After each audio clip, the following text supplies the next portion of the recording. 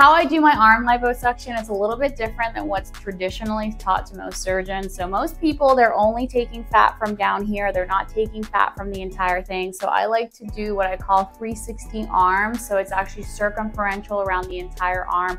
That means if you have any fat here, we'll also be able to bring it down really smoothly and evenly. So I'll always put my incisions in these little creases where you just won't be able to see them very much.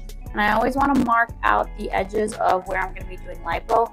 If you have a lot of sag here, we've also posted pictures of patients that we've done where they didn't want to get an arm lift. They still had, you know, some good fat underneath.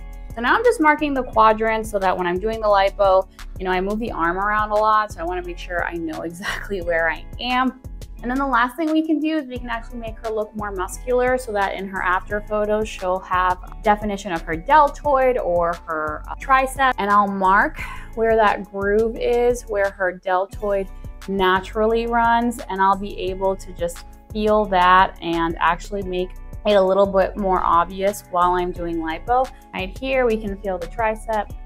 And I'll mark that as well. So with all these little landmarks, I can define the arm so that when she comes back in a couple of weeks or months, when all that swelling comes down, she's gonna have a much smaller arm, not just down here, but the entire thing.